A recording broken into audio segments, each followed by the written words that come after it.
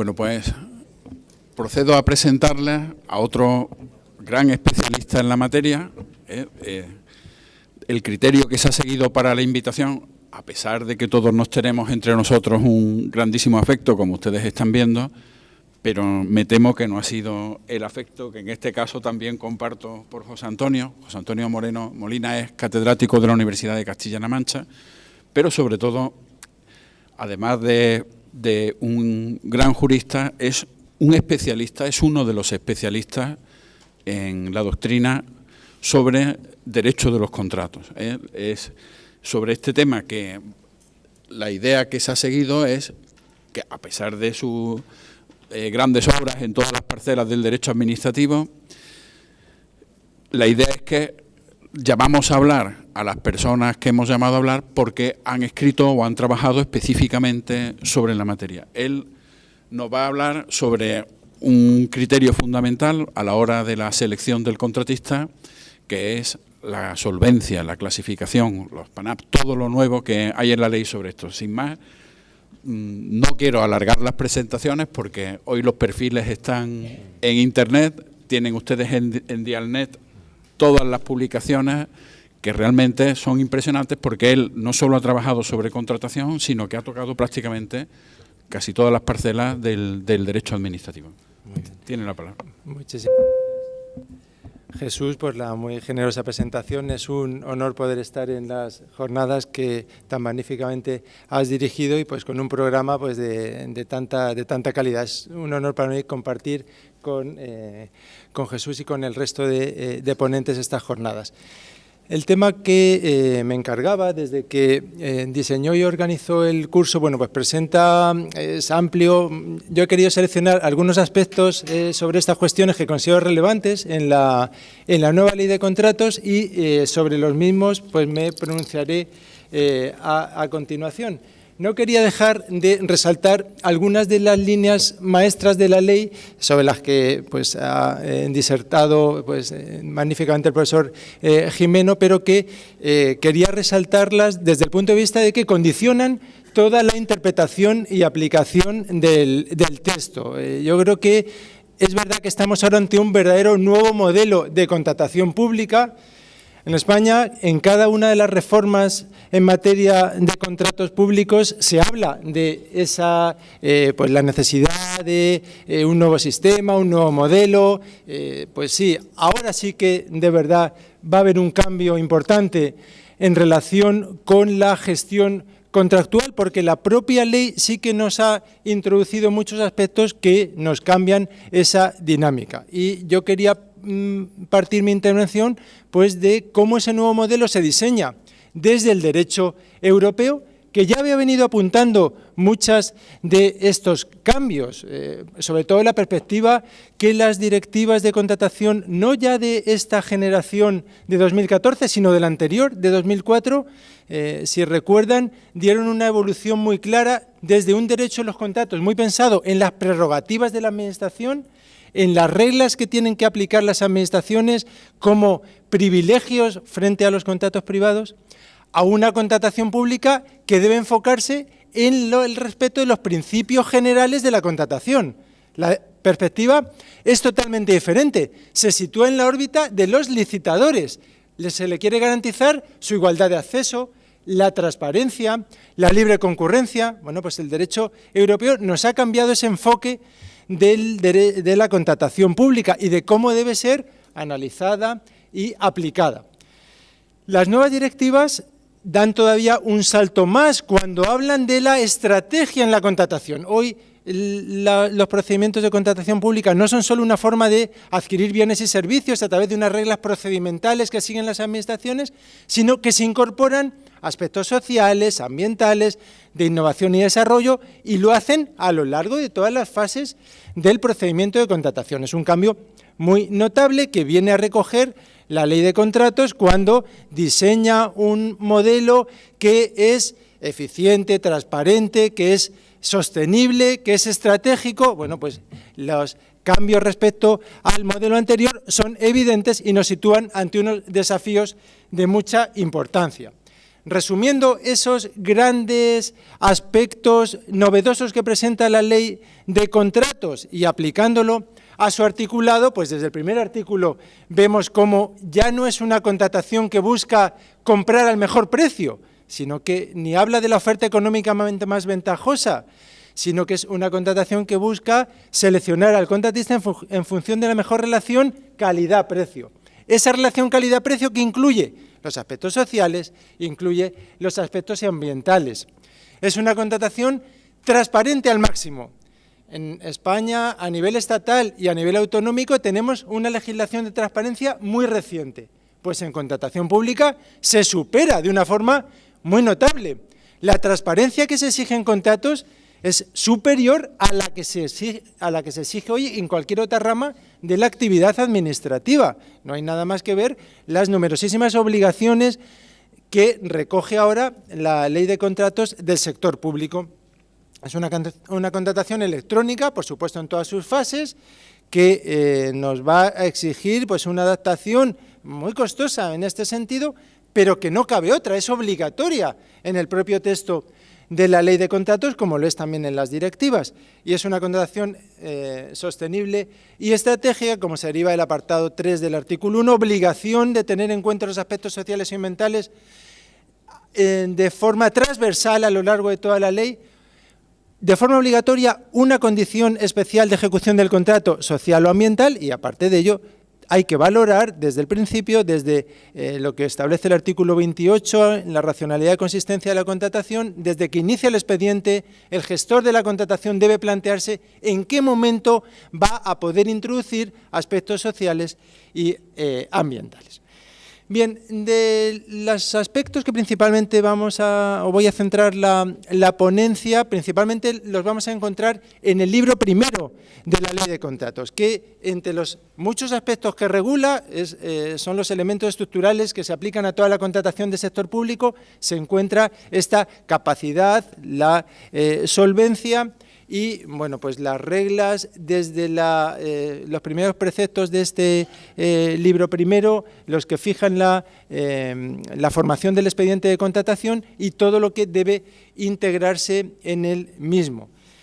Vamos a tener que tener en cuenta también cómo en el nuevo libro segundo de la Ley de Contratos se regula la contratación administrativa de forma completa. Ahora es el libro segundo el que se dedica a los contratos que celebran las administraciones públicas, recoge toda la vida contractual desde la preparación de esos contratos administrativos, adjudicación, efectos, cumplimiento y extinción, que recuerdan que ahora también regulan las directivas europeas por primera vez. Las directivas de 2014 ya abordan una regulación integral de la contratación administrativa, no solo en sus fases preparatorias, sino también en sus fases de cumplimiento, modificación, ejecución de los contratos. Y el libro tercero, el novedoso libro tercero, donde se recogen las especialidades de la contratación aplicables a poderes adjudicadores, no administraciones, por una parte, y restantes entidades del sector público. La gran novedad en este ámbito es la supresión de las instrucciones internas de contratación para los poderes adjudicadores, no administraciones públicas. Este es uno de los grandes avances respecto a la legislación anterior que plantea la Ley de Contratos del sector público.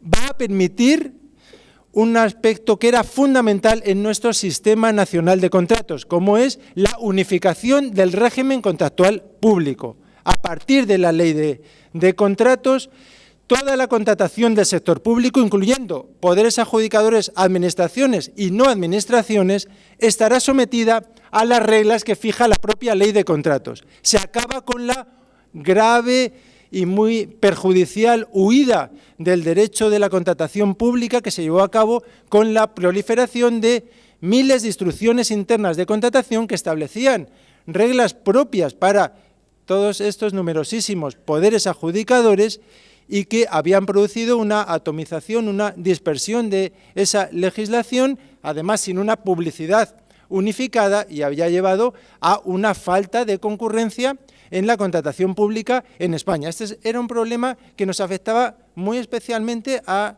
derecho nacional y la ley lo ha corregido con la unificación del régimen contractual a través de este libro tercero que se dedica expresamente a los poderes adjudicadores no administraciones públicas y que suprime las instrucciones internas, como ha interpretado de forma muy rigurosa el informe de la Abogacía General del Estado en 2018 y también la última recomendación de la Junta Consultiva de Contratación Administrativa de 28 de febrero de este mismo año que enseguida comentaremos.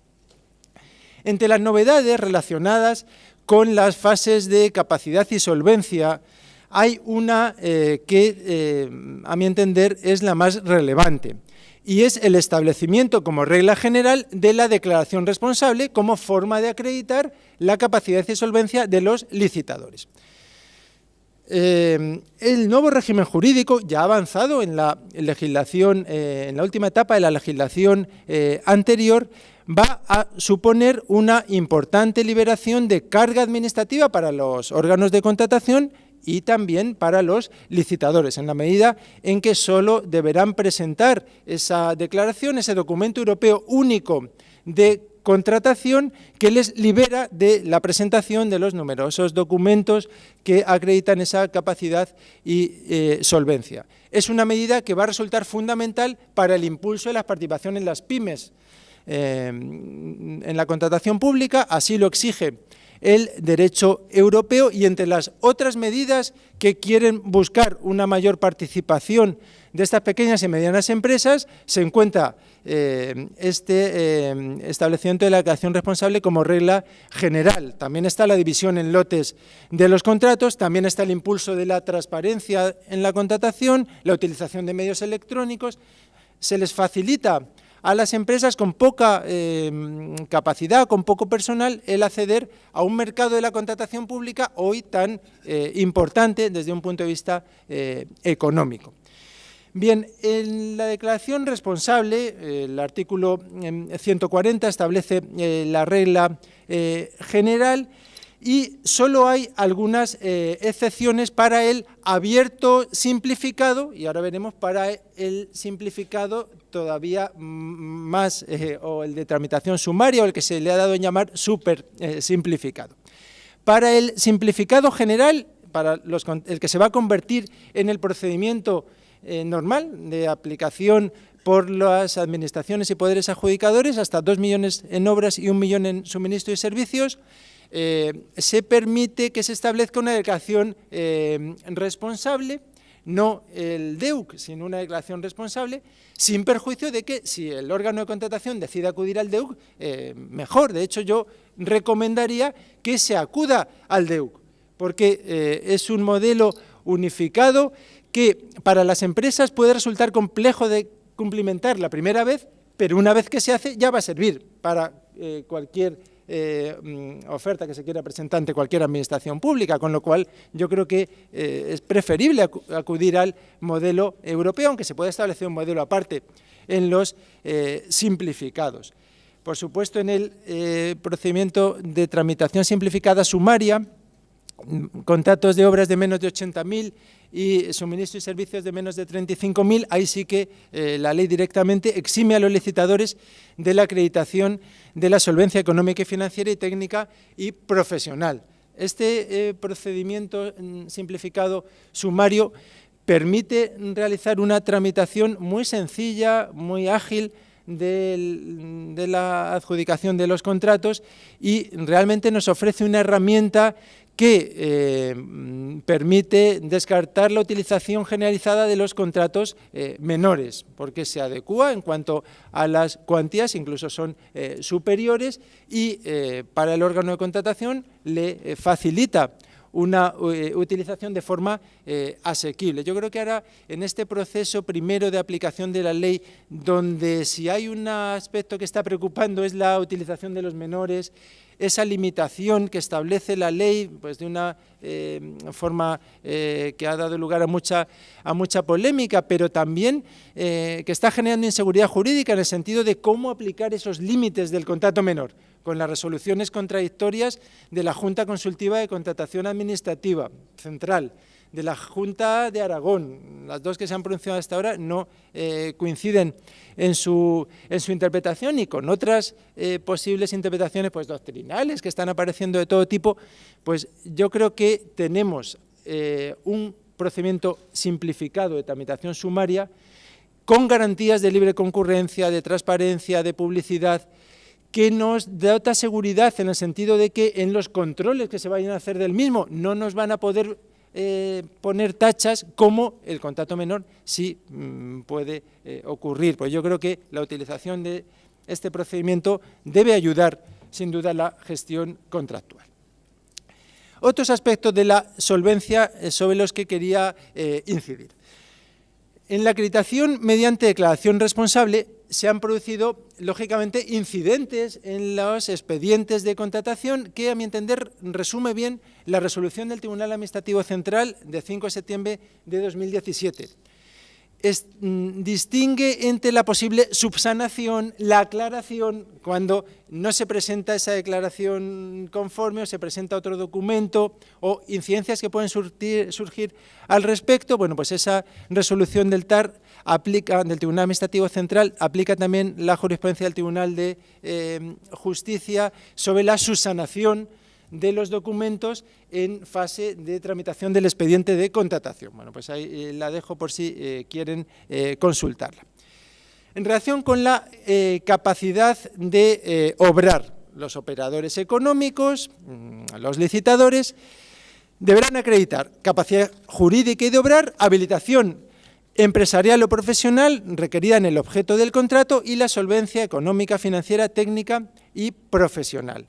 Esos requisitos hay que acreditarlos para todos los contratos, incluidos los menores. Ahora el artículo 131 lo dice con claridad y bueno, pues la interpretación que debe seguirse es sin duda esa. La cuestión de la vinculación del objeto del contrato con el objeto social, que también genera mucha problematicidad, bueno, pues ha sido objeto también de análisis en las resoluciones de tribunales o también en los informes de la Junta Consultiva. Por supuesto, debe estar referenciada al objeto social que figura entre los fines y ámbitos de actividad declarados por la empresa en sus estatutos fundacionales. Debe haber esa relación. El artículo 66 de la nueva ley precisa: las personas jurídicas solo podrán ser adjudicatarias de contratos cuyas prestaciones estén comprendidas dentro de los fines, objeto y actividad que, a tenor de sus estatutos o reglas fundacionales, les sean propios. Pues ahí tienen también una referencia de una resolución del Tribunal Central o de sentencias de la Audiencia Nacional y del Supremo en cuanto a esa vinculación con el objeto del contrato.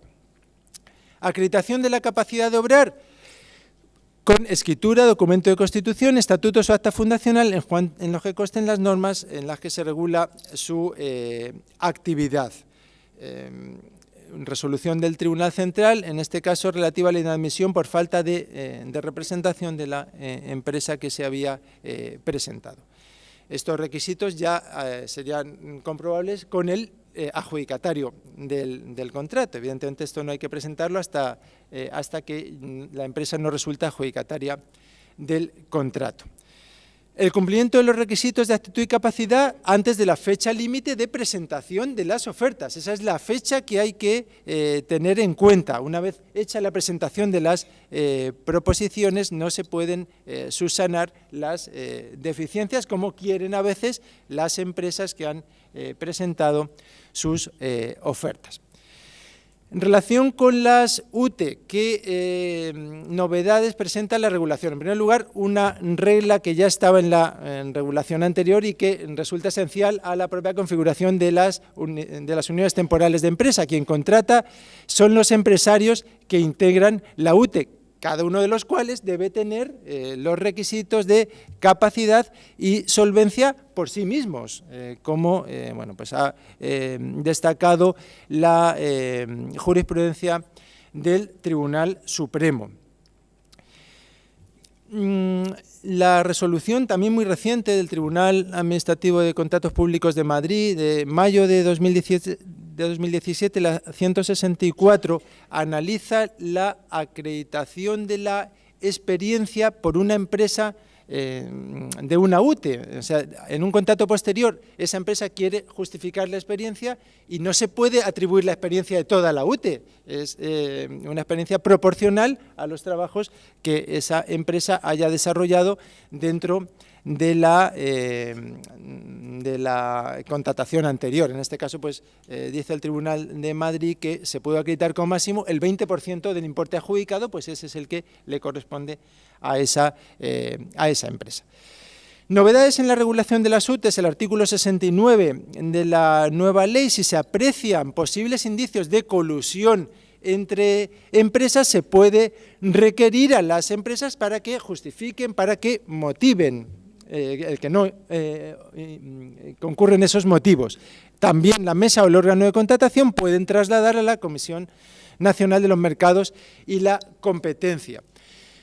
La nueva ley de contratos recoge en varios de sus preceptos, incluso en las adicionales también, posibilidades de remisión en distintos momentos del expediente de contratación a la Comisión Nacional de la Competencia cuando se aprecien posibles prácticas contrarias a las reglas de la competencia. Este es un aspecto sobre el que no hay tanta experiencia en nuestras administraciones o poderes adjudicadores. No se ha tenido mucho en cuenta en nuestra práctica de la contratación, cuando la Unión Europea nos está advirtiendo que hay muchos problemas relacionados con el posible actuación fraudulenta de empresas, de licitadores, en los procedimientos de contratación. Hay posibles manipulaciones de esos procedimientos que vienen por el sector privado que participa en estos procedimientos. Bueno, pues la ley nos abre herramientas para poder atajar esos posibles comportamientos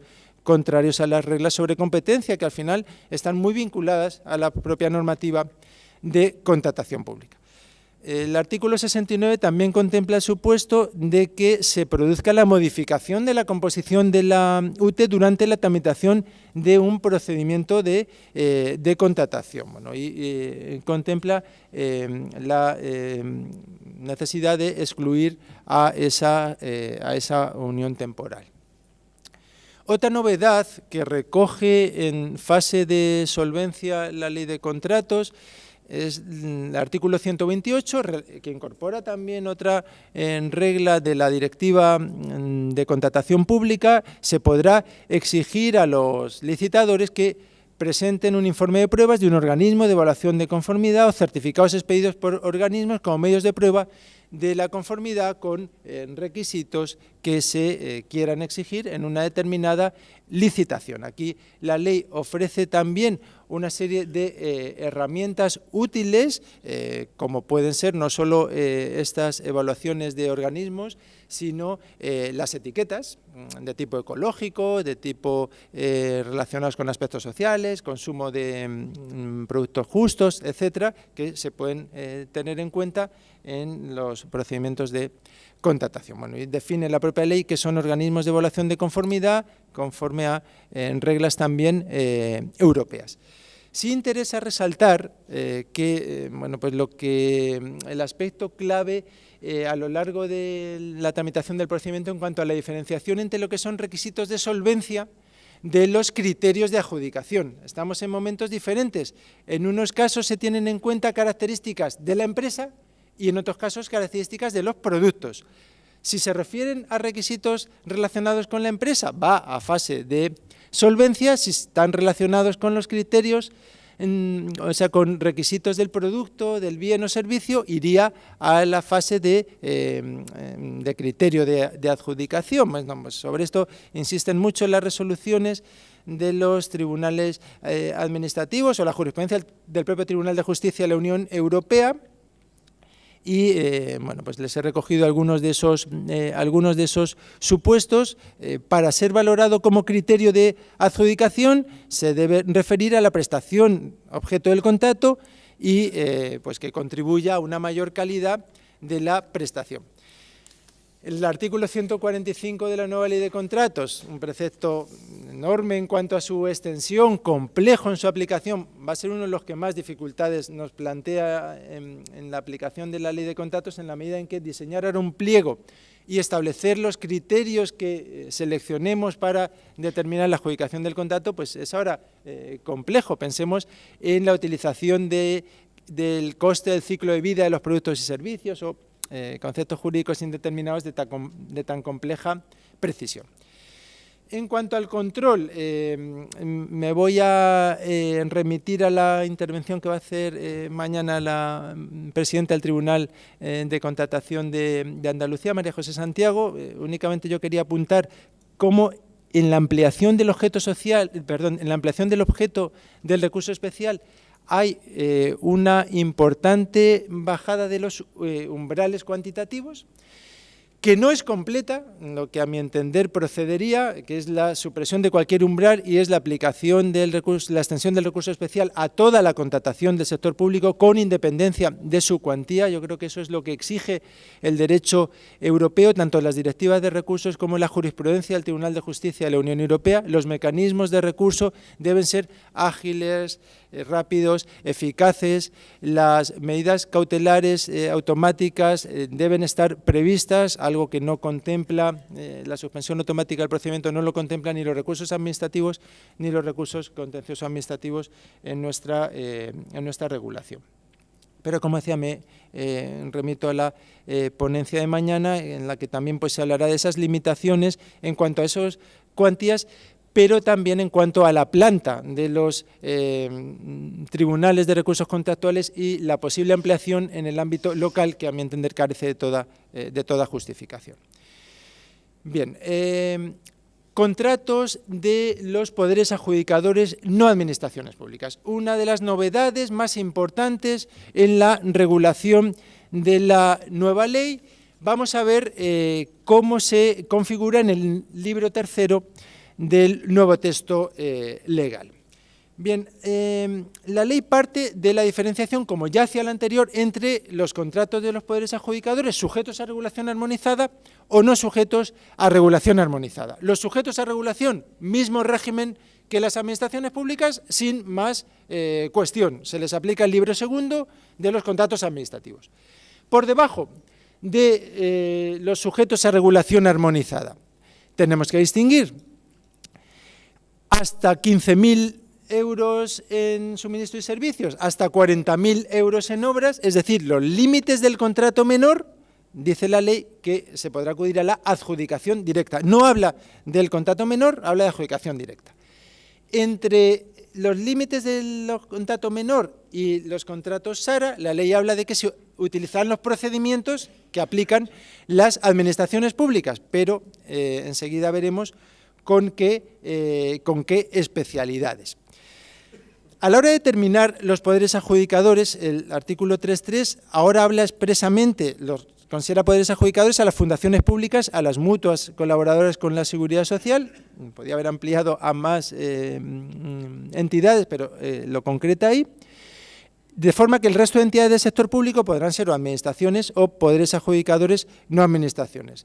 El artículo 26, al calificar los contratos a todos los que celebren los poderes adjudicadores y las restantes entidades, los califica como contratos privados y los somete al régimen jurídico de esos contratos privados. Bien, decía que para los contratos SARA el régimen es el de las administraciones. En preparación y adjudicación se les aplica la normativa exactamente igual que a las administraciones, y en efectos y extinción se les aplican solo algunas reglas. ¿Cuáles? Si nos damos cuenta, son las mismas que recogen las directivas sobre contratación. Las directivas sobre contratos no distinguen entre poderes adjudicadores y administraciones, utilizan un único concepto, que es el de poderes adjudicadores. Esas directivas, cuando regulan ahora novedosamente la fase de ejecución de los contratos, tratan algunos aspectos, los modificados de forma muy limitativa, la resolución de los contratos, la subcontratación, el pago. Bueno, pues esas mismas cuestiones deben ser aplicadas por los poderes adjudicadores, no administraciones públicas, porque así lo exige el régimen jurídico del derecho europeo. Pero el problema está en los contratos no sujetos a regulación armonizada, porque aquí sí que hay mucha más incertidumbre, o hay una regulación de la ley que deja que desear mucho en cuanto a claridad y seguridad jurídica. ¿Por qué? En primer lugar, preparación de los contratos. El libro tercero deja silencio, o sea, no se pronuncia. La preparación de los contratos de los poderes adjudicadores no administraciones públicas se deja abierta. Se puede, mientras que el artículo 26.3 habla de la preparación y adjudicación, el libro tercero solo recoge reglas sobre adjudicación. En las reglas sobre la adjudicación, el problema está en que, por una parte, no habla de contratos menores, sino de adjudicación directa, y por otra parte, que habla de que podrán utilizar cualquier procedimiento sin que concurran los supuestos excepcionales que sí se exigen para las administraciones. Es decir, con el tenor literal del libro tercero, los poderes adjudicadores, no administraciones públicas, podrían utilizar el abierto simplificado en cualquier cuantía, porque no se les aplicarían los límites que sí se aplican a las administraciones. Bueno, esa podría ser una interpretación literal de la norma. Ahora veremos cómo la Abogacía del Estado y la Junta Consultiva han hecho otra interpretación sistemática y han dicho que se les aplican los límites tal cual resultan aplicables a las administraciones. Para los efectos y extinción, a los contratos no SARA se les aplica por la ley las mismas reglas que para los contratos SARA, es decir, las reglas sobre modificados, condiciones especiales, condiciones de pago, cesión y subcontratación. En este aspecto hay que valorar positivamente que para los contratos no SARA también se les apliquen esos límites de los modificados. Aquí la ley no tiene en cuenta la diferenciación entre contratos SARA y no SARA, una diferenciación que a mi entender podía perfectamente haber prescindido de ella la nueva ley de contratos. No hace sino complicar el régimen jurídico de la contratación pública, tanto para administraciones como para poderes adjudicadores. Se podía haber suprimido perfectamente esta diferenciación, pero bueno, se mantiene en la ley, pues tenemos que tenerla en cuenta. Para los contratos, para estos contratos no SARA, el informe 2/2018 de la Abogacía General del Estado y la recomendación de la Junta Consultiva a la que antes hacía referencia, entienden que deben resultar aplicables las mismas reglas y límites procedimentales que se les exigen a las administraciones públicas. Es decir, se traslada la aplicación del libro segundo a los poderes adjudicadores del libro tercero de la ley de contratos. Bueno, pues esta es una cuestión interpretable. La Abogacía del Estado opta y razona haciendo una interpretación sistemática de la norma, acudiendo a la exposición de motivos, acudiendo a la filosofía misma de la reforma legal para entender que si una de las grandes innovaciones es la supresión de las instrucciones internas de contratación, lo que está queriendo el legislador es aproximar el régimen contractual de estos poderes adjudicadores no administraciones al de las administraciones públicas y que por eso hay que interpretar que se les aplican las mismas reglas procedimentales de las administraciones. Por ejemplo, aunque hable de adjudicaciones directas, hay que aplicarle los límites del contrato menor y los del 118, por tanto, de la 118.3 de la Ley de Contratos. Bien, otras cuestiones en relación con la contratación de estos poderes adjudicadores. En los actos que no sean objeto del recurso especial, se configura un sistema de recurso de alzada impropio. Lo comentaba en la ponencia anterior, cómo el Ayuntamiento de Sevilla ya ha organizado esa forma de resolución en el seno del Ayuntamiento de estos recursos de alzada impropios. Mesa de contratación. Aquí se mantiene una regulación continuista por parte de la Ley de Contratos. Para los poderes adjudicadores no administraciones es facultativa su constitución. Para las administraciones no, es obligatoria, como sabemos, salvo en los negociados sin publicidad y en los abiertos supersimplificados. Para poderes adjudicadores, en todos los procedimientos será facultativa. Así lo ha entendido también la recomendación de la Junta Consultiva de febrero de este año. Y las instrucciones internas, ¿cuál es su eficacia, cuál es su virtualidad jurídica? A partir de ahora, pues hay que diferenciar. para los poderes adjudicadores, no administraciones públicas, eficacia meramente interna. Hacia afuera, o hacia los licitadores, las instrucciones internas no tienen valor jurídico.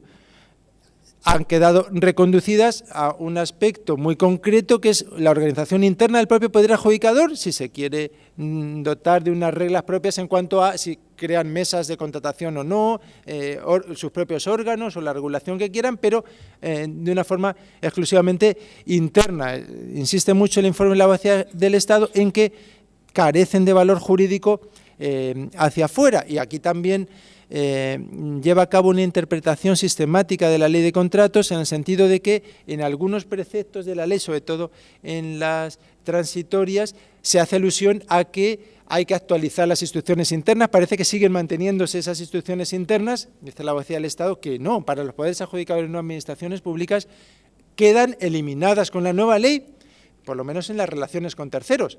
Si quiere mantenerlas un poder adjudicador, que lo haga, pero a efectos meramente internos. Y en lo que se refiere a las restantes entidades del sector público, que es una categoría residual, muy pequeña en nuestro ordenamiento jurídico, sí que se mantienen las instrucciones internas, y esas instrucciones, lo que les pide la ley de contratos es que respeten los principios generales de la contratación, como ya se exigía respecto a la legislación anterior y como es una exigencia de la jurisprudencia del Tribunal de Justicia de la Unión Europea.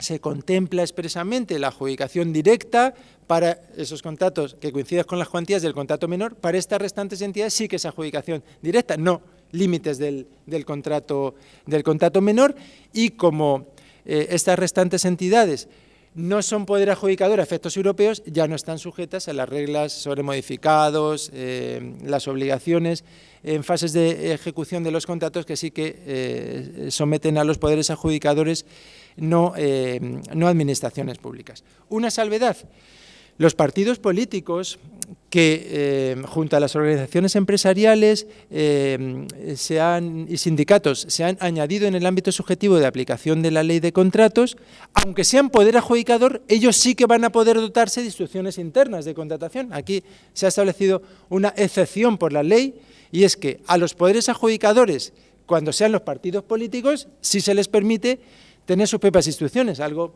también muy discutible y muy llamativo. Ellos sí que se han garantizado de contar con las instrucciones y no tener que aplicar el régimen contractual de las administraciones y de restantes poderes adjudicadores. Qué curioso, ¿no? Porque ellos no dan ejemplo como debería ser, ¿no?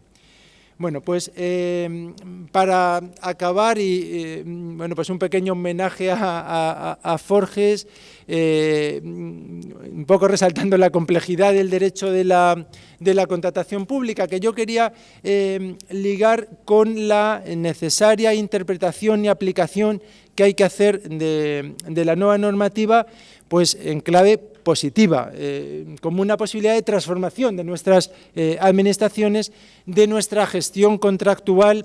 La Ley de Contratos de 2017 ofrece de verdad herramientas para un cambio en nuestro modelo de contratación pública, y ojalá ese cambio nos lleve de verdad a una contratación pública más eficiente, más transparente, más sostenible, y que pues cumpla con esa integración de aspectos sociales y ambientales. Muchas gracias.